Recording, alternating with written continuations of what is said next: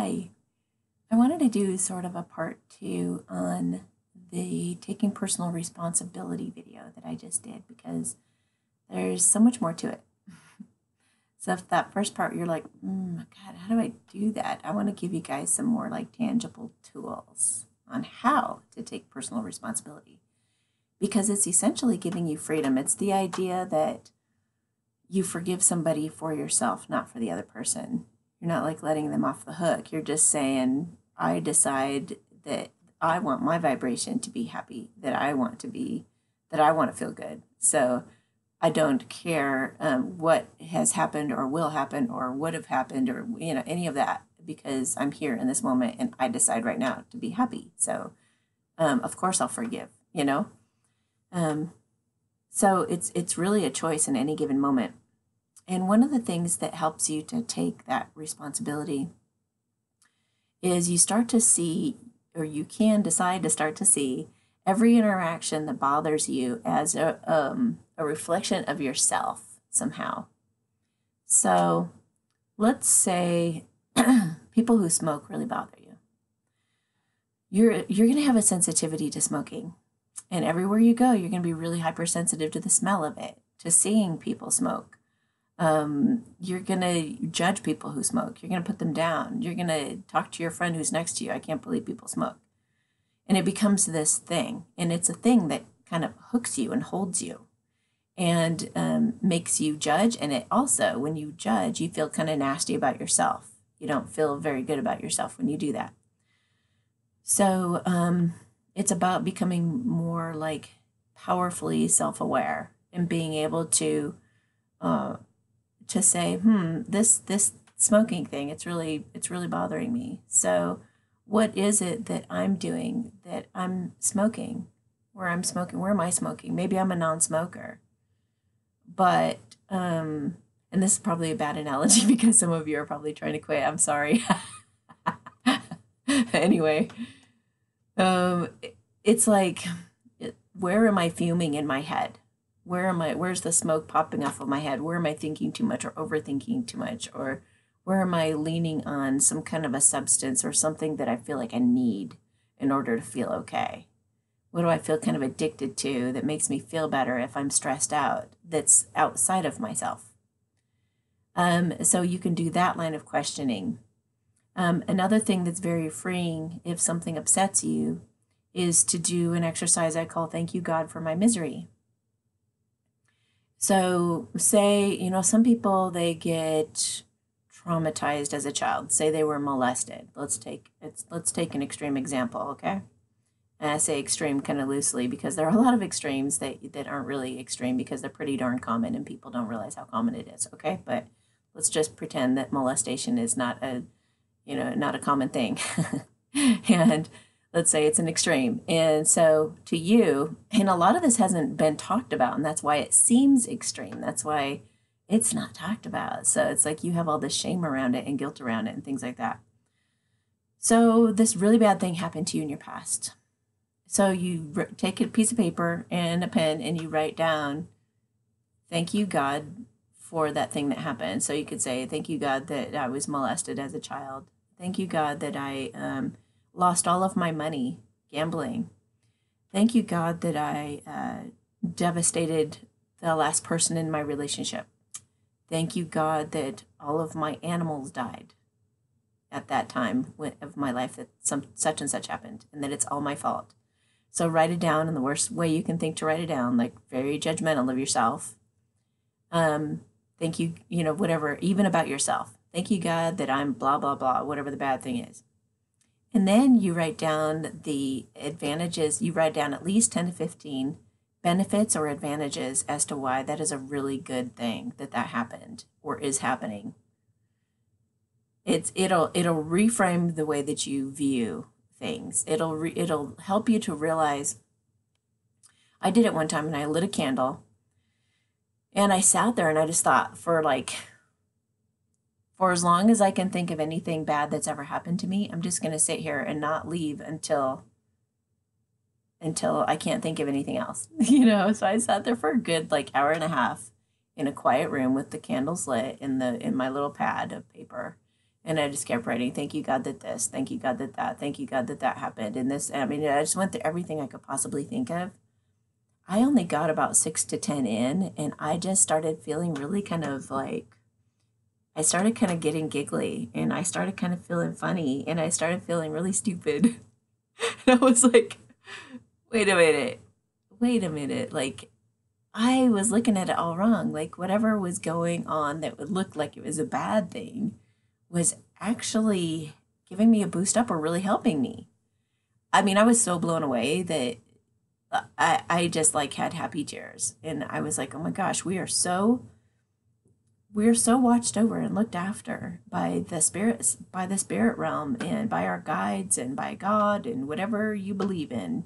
We are so looked after, you guys wouldn't even believe. And when you do this exercise, you start to realize that it's all by design.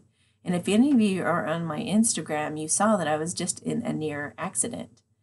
It was the most incredible thing I've ever seen. And what happened was I got distracted for a second, typical story, right? Got distracted for a second, which my deceased ex-boyfriend was pretty upset about, but because that's how he died, and he was like, he's really livid about that. But anyway, so I got distracted for just a second, and then I looked up, and there was the back end of a car, a red car, that was sticking out about 2 to 3 feet into my lane. I mean, by the time I looked up, I was going to hit it. There wasn't even any reaction time. I didn't have time. I didn't have my foot over the brakes because I had been sailing right through. Traffic was clear. There was nothing in the way when I was distracted. But all of a sudden I look up, and there's suddenly a car stopped in front of me, and I was hitting it. I was like, I could touch it already. So I was like, oh, I just like, it was like, oh, here we go. Like, we're about to be in a wreck. And so I just noticed, okay. And in that moment, the back of the car slid sideways. And there was no snow on the ground. There had been snow in the area lately, but the sun had burned all of it off. So it fishtailed sideways, like so fast it blurred. It blurred in front of my eyes. It was the trippiest thing ever.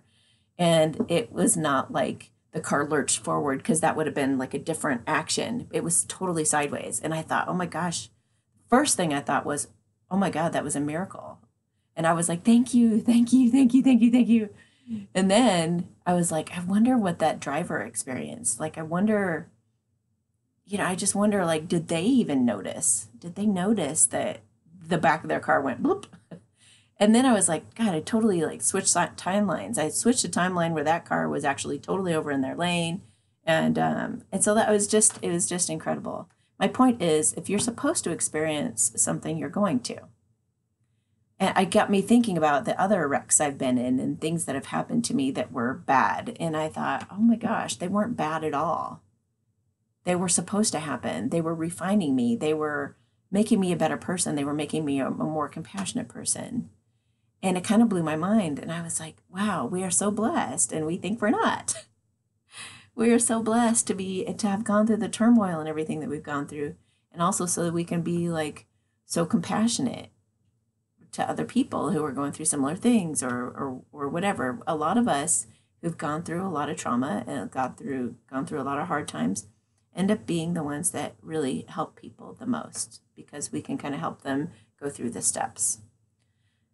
And when you're supposed to not have an accident, you have a miracle happen like that. Something's just kind of simply moved out of your reality. And this is what we're shifting into. This is just, I can't even tell you guys all the incredible miracles and synchronicities and things that are happening right now that would just blow your mind completely. It's all by design, and we're all being like shaped and formed and brought into another reality. If you haven't read the book Quantum Jumping, that's a great book to kind of explain how we can shift realities and things. And this is also why sometimes it can be, you can't really rely on somebody predicting the future, because you could switch timelines like boop, boop, boop, boop. I mean, I often have people say, everything that you predicted happened exactly like you said. It just didn't happen when you said it would happen. So it's like, okay. So they have like this epiphany, and then it goes whoop over to this timeline, and then whoop, it all just unravels. Anyway, I'm blabbing about that, but it's like, also guilt is a big one. Guilt is a big hindrance. So let's say you've been married to somebody for a while. It doesn't even matter. You can be with somebody several months or several years or, 20, 30 years. And you decide, I don't know if that's such a good thing for me anymore. And then you feel guilty because that person like moved for you or changed their job for you or did, whatever huge or big change that they did for you. It's like, look at it. What is up with all the people coming and going right now? Just before this video is like totally silent. Of course. So funny. So, but it's like if you decide that it's best for your life that that's not working out anymore, do you know how much time has gone by and how many timelines you've switched since that time when you guys like first got together and that you thought this was a really great idea? So many. And to stick that original idea through just is like totally like anti-life. Life evolves, life changes. And the more you can go with the flow and realize that you're like going to be able to evolve and be blessed. When we listen to intuitive promptings and when we go inside for what's most authentic for us, we are blessed. The floodgates just open. All this money comes in, all these incredible opportunities, all these incredible people, more authentic relationships. You being more honest with yourself and being able to laugh at yourself and laugh at life and just be light about all of it. Miracles happen. Basically, miracles happen when you learn to listen to your intuition and learn from yourself and be self-aware. And so, and our higher selves are always trying to bring us to our highest dream, our highest possibility of what could be in our future. And it's like the higher self is up here, and I just like imagine there's like this tube, right? And it's trying to bless us, and it's trying to, it's like, come on this way, giving us this guidance as we go along, just like, come on. And then we can hear it, the guidance best, if we are silent in our minds. And so there's this real clear communication because there's silence there, and we can discern and listen to our instinct as to what's the right thing to do. And that will come from the heart space, that Christ-centered consciousness. It's like that decision will come up and you'll feel intuitively prompted to give or to do or to, take action. But when you've got things like guilt or shame or like not good enough stories going on, then you're just like, or you're judging other people for the same stuff. It's all like this clogging up here, and it's like totally getting in the way of your dreams coming true. So, and some people say, well, guilt's good because guilt makes you feel better, makes you do something. Not really, because the guilt could make you do like like instead of, like if you're getting a divorce and there's a 50-50 split or something, right? And it'll make you give like 75% and then you're left with 25%. And say you're here to make like even a bigger difference than your partner would have ever done. Wouldn't that 75% be even better like on your side? I mean, if you're going to give to anybody, why wouldn't you give to yourself? So it's like do the 50-50 thing and take the guilt factor out and just see the situation clearly and fairly and justly. Look at it from a detached standpoint and a compassionate standpoint. I feel like the detachment is compassion because you're truly seeing the situation for what it is without a bunch of stories about what it means or what you're doing to people or what will my parents think of this or what will, any of that. You take all of those types of bad feelings out of the equation. Then you can see the situation really clearly. And then you can listen to your instincts, listen to your heart, connect your head and your heart and go, I know the right thing to do. And then you're clear. And then you do it, and you do it solid, and you do it confident, and you don't back out, and you're not wishy-washy.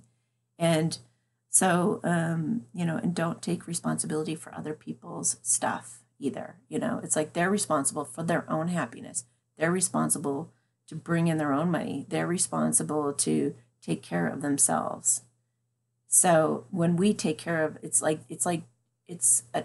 the turn for so many of you that have like massive change going on right now.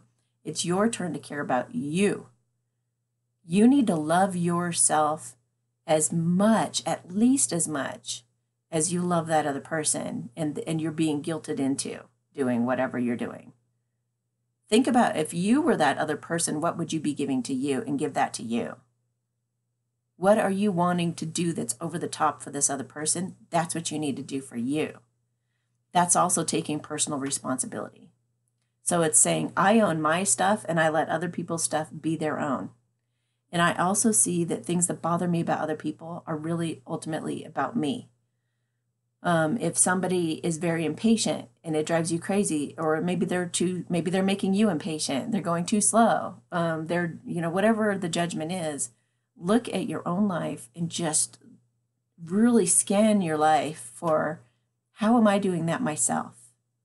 Because that's what life's here to do, is reflect back to you what you have to do to become more unconditionally loving of yourself. And when you're unconditionally loving of yourself, you're unconditionally loving of everybody else. So all that means when you judge someone else is that you still have judgments about yourself. Or sometimes we look at people and say, who are they to do this activity? Who are they to blah, blah, blah. And if you do that, then that's like, okay, well, that just means that if you were to do that, you would feel unloved by God. You would feel rejected. You don't feel like you have the capability, and there's probably a part of you that wishes you could do that really bad, and you know that you can't. So it's kind of like pouty, like, I wish I could do it. But if you can own the fact that you could do it, if you really wanted to, you could totally do whatever that is. Even if it's bad or whatever. I mean, you could rape, you could kill, you're a human being. You have an ego. And all human beings are capable of doing absolutely anything. And when you know that you're capable and that you could do it, if you really wanted to, if that was actually your choice to do that, you're free. And you won't have to do that thing. You won't have to act out. The people who act out and actually do those things are the people who don't feel they can. I know that seems kind of backwards, but it's true. So if you can give yourself permission and say, I can do anything I darn well please, and, that person who's jealous because that person goes out and speaks their truth, how about you try going out and speaking your truth? Just do it, or just tell yourself in your mind or visualize it that you can do that. And then all of a sudden you'll find that you just completely drop it and you don't care anymore. Or it's like, if you're judging the smoker, don't start smoking necessarily. You don't want to get yourself addicted to something, but like you could be like, I could smoke if I want to, if I really wanted to do that. But what would it entail? I'd have stinky clothes. People would know I'm a smoker when I walk in someplace. You could just like assess it and really take a really clear look at it without actually having to go there. And you could be like, I could if I want to, but I kind of choose not to. But then it takes away all of the inflammation of it. So yeah, I hope that helps. I kind of rambled a little bit there, but it's all about like having good, healthy boundaries and taking on our own shit and not taking on other people's shit. It's like, this is my business. That's your business. You do as you please. I will learn from it if you can either choose to participate with that person or not. If what they're doing is okay with you and that feels good and you'll enjoy being around it, great. If you can learn from it, grow from it, and all that stuff, then it's healthy, it's good. But if you get to a point where somebody's abusive or they're just right out nasty or whatever it is, get away from this situation and you feel better. Just feel it out moment to moment. What is best for me? What's the most loving thing I can do for me right now? How can I learn from this situation instead of judging it? How can I see how it reflects me? I've even seen like, when one of Matt Kahn's videos, it's called Respecting the Shadow if you want to watch it. He talks about using a phrase, I respect your power. And I respect your power is so awesome. I knew this guy once where every time I was around him, he was being kind of passive aggressive. He just murmur. And so I started I started to realize that he kind of felt weak around me. Like he kind of felt disempowered. And so there is some truth to like when you respect something and you treat it with respect, somehow it doesn't need to have like little man's complex and puff itself up and act like it big and bold, It doesn't have to fight against anything. So I tried it. I've tried this several times in many different ways, but I said, I respect your power in my mind. You could say it to the person, I suppose, if it's appropriate, but but he would come around and I'd be like, I respect your power. I do. I respect your power. And he'd come, murmur, murmur. I respect your power. And this can be anything that bothers you at all. This could be somebody who cuts you off in traffic. It can be like anything, but energy, like I say, everything is energy. People feel it, even if you don't think they do. So you go, I just said, I respect your power. I did every time I was around him. I respect your power. I do. I respect your power. And I kept doing that. And I hung out with him like 2-3 times. And then all of a sudden, like from then on out, he was so happy to see me, and he would hang out with me. If we were at a social gathering, he would like flock to me, want to sit with me or invite me over, hand me a beer, welcome me. I mean, it became completely transformed by doing that. Another couple of examples is I worked at a hardware store. Hard to believe, I know. I never thought I'd ever do something like that, but and it was fun. It was really cool. But there were a couple times when I first started learning that phrase too. One of them was where I was left a couple of hours all by myself, and I didn't know how to mix colors. I was in the paint department. I didn't know how to. There was a bunch of things I didn't know how to do yet. And of course, while I'm gone, or while everybody was gone and I was the only one there, it was like late at night too. I was like, why are these people coming in this late at night expecting some kind of expert to be here? But, they come up to the desk, or wait, the first one was a phone call. Okay, so this guy calls. He's like, have you ever heard of such and such? I'm like, no, I'm sorry. I don't know what that product is. But when somebody gets back, maybe I could call you back, or maybe you could try back tomorrow when there are more people here. And he was just like, I can't believe that they would put somebody like you on staff that doesn't know what they're doing. How ignorant. And he starts going off on me. And I was like, I can't believe somebody's talking to me like this way. And instead of being like angry at him, I thought, this is fascinating. Like, how does somebody get off talking to someone like this? Like, I would love to be able to do this. I can't do this. I was like, wow. So I'm looking at the phone and I'm talking to him, and I was like, I respect your power. I was like listening to him. I respect your power. This is amazing to watch this, this behavior is like, wow. And so he was, rah, rah, rah. And I just let him do that. I was, uh-huh. And then all of a sudden, I kid you not, he totally stops and he goes, wow, I don't know what came over me. And I said, excuse me? And he says, I've never talked to somebody like that in my life. Because I'm so sorry. It was like he woke up out of some kind of trance, right? And I was like, another one of those supernatural experiences. I was like looking at the phone like, this is impossible. Like, are you kidding me? And and he goes, and you were so sweet about it. You were so kind about it. And I was like, wow, this stuff works. And I was like, hey, no problem. He's like, I'll just call back another time. Or, of course you don't. You're probably new and blah, blah, blah. All of a sudden started like turning into the nicest guy. And we hung up, and I was just like still kind of reeling in it, like shocked at how cool that whole thing was. And I was like, whoa. And then some other guy comes up with his wife, and he wants some kind of paint mix or something. He comes up to the counter, and again, I'm like, I'm so sorry. I'm left here alone for a couple of hours.